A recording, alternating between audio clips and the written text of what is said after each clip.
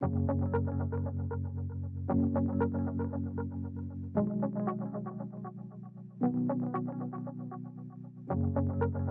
is Alvin, and in this devotional today, I continue to reflect on the book of James.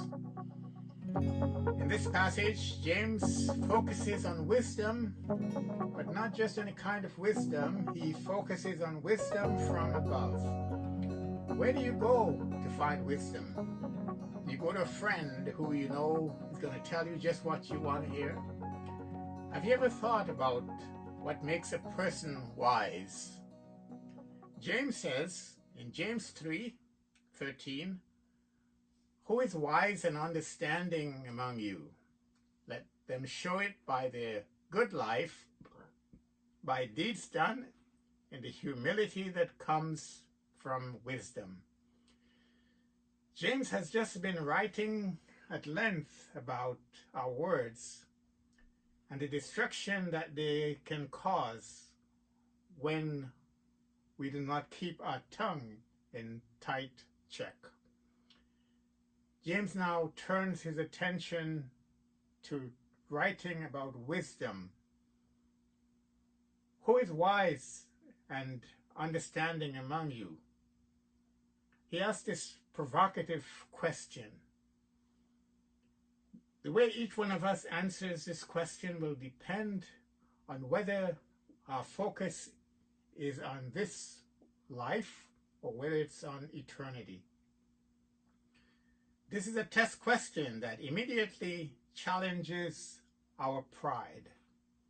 Who is wise and understanding among you?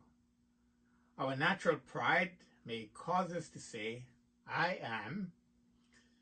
James answers his own question. He says, "Let them show it by their good deeds done in humility." In other words, James is saying, if you're wise, don't just say it, do good deeds. A truly wise person will demonstrate the humility of wisdom by his or her good works.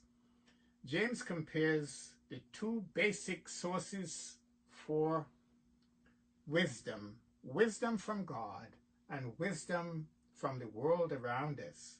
The Apostle Paul, writing in 1 Corinthians 3:19, says, "For the wisdom of this world is foolishness in God's sight."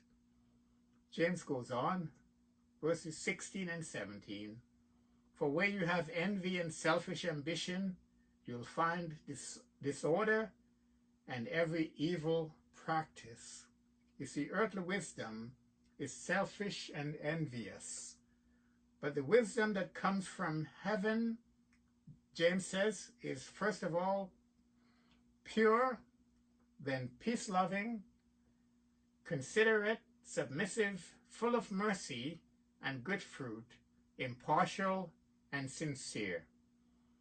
All these virtues are given by God for the asking. James says, "If anyone lacks wisdom, you should ask God, who gives generously to all without finding fault, and will be given to you." How did Jesus describe a wise person? Jesus says, "Therefore, everyone who hears these words of mine and put them into practice is like a wise man who builds his house on the rock. The rain came down, the streams rose, the winds blew and beat against the house, yet it did not fall because it had its foundation on the rock.